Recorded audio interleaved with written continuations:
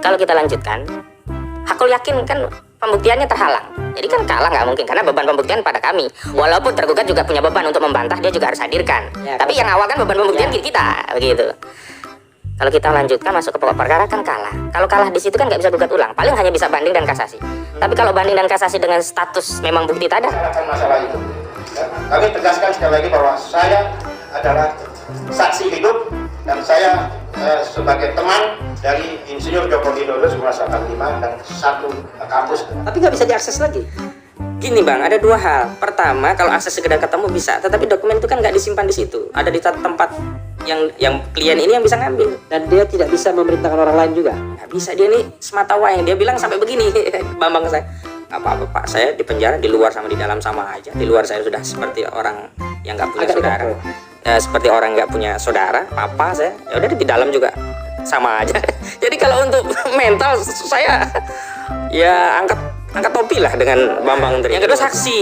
Nah saksi kan kalau ketemu kita kan bisa kita cari alamatnya. Pertama lama nggak tahu juga, nanya-nanya. Ketika ketemu kita juga di tengah hiruk pikuk kayak gini, saya juga nggak yakin dia bisa. Dan itulah yang kemudian kami ambil keputusan musyawarah nih bang, tim lawyer. Adalah kita tarik. Dengan begitu kan kepentingan klien masih terjaga. Dia masih bisa menggugat kapanpun kalau nanti sudah keluar. Atau mungkin dalam ketentuan lain setelah penguasa ini tidak punya kekuasaan, itu mungkin juga bisa gitu. Yang jelas kan kita butuh membersihkan sejarah tentang ijazah ini. Nggak mungkin kita anggap selesai. Dan sayangnya sebenarnya yang punya tanggung jawab ini adalah negara, dalam hal ini representasi lembaga kekuasaan negara. Ya kalau ini presiden yang dituduh dalam tanda petik ya, DPR kan harusnya bertanggung jawab untuk mengklarifikasi ini sebenarnya.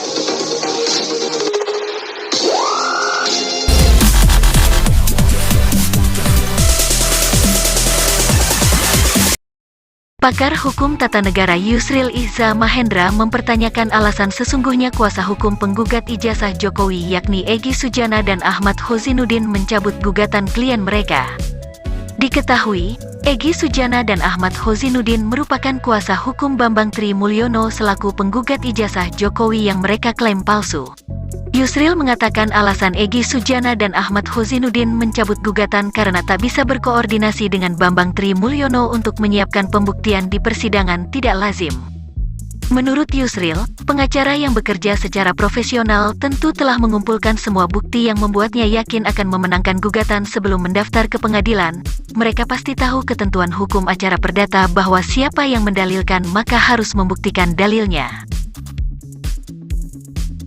Karena itu, kata Yusril, bukan Jokowi dan para pengacaranya yang harus membuktikan ijazah kliennya asli atau palsu, namun Bambang Tri Mulyono dan para pengacaranya yang harus membuktikan bahwa ijazah Jokowi mulai sejak SD sampai kuliah adalah palsu.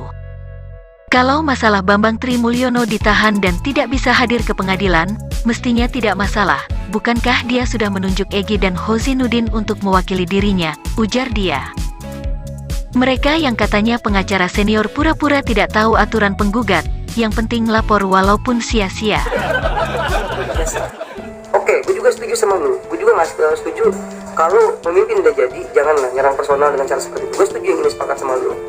Tapi kembali lagi, ini masalah pribadi seseorang dengan dia. Gitu loh, tapi jangan bawa-bawa kita bang. Gitu.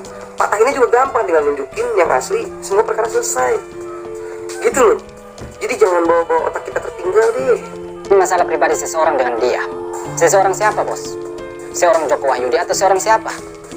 Presiden Jokowi dituduh menggunakan ijazah palsu karena hasil curian dari seorang yang bernama Joko Wahyudi. Lalu yang membawa kasus ini ke pengadilan siapa sehingga Anda mengatakan bahwa ini masalah pribadi? Anehnya lagi Anda mengatakan bahwa tinggal tunjukkan yang asli semua perkara selesai. Yang menuduh siapa sehingga Anda suruh Pak Jokowi yang membuktikan? Dalam persidangan itu, siapa yang mendalilkan, maka dia yang harus membuktikan dalilnya. Jadi kalau penggugat menuduh Presiden Jokowi menggunakan ijazah palsu hasil curian dari seorang bernama Joko Wahyudi, maka penggugat wajib menghadirkan bukti, wajib menghadirkan Joko Wahyudi, bahkan wajib menghadirkan berita kehilangan dari pihak kepolisian, bukan malah suruh Pak Jokowi yang buktikan. Kalau Anda minta Presiden Jokowi untuk menunjukkan ijazahnya, maka itu sama saja dengan Anda menyuruh Presiden Jokowi untuk membuktikan apakah ijazah Joko Wahyudi benar hilang atau tidak. Lalu kalau Presiden disuruh untuk urus kasus kehilangan, buat apa ada aparat keamanan? Kalau Pak Joko Wahyudi merasa ijazahnya hilang, ya lapor polisi, perkara selesai. Lucunya lagi Anda bilang jangan bawa-bawa otak tertinggal. Bos, dengar baik-baik dan cermati setiap kalimat dan intonasi yang beta ucap supaya paham dan bisa bedakan mana pernyataan, mana pertanyaan. Karena apa? Karena pernyataan bukan pertanyaan, pertanyaan bukan pernyataan.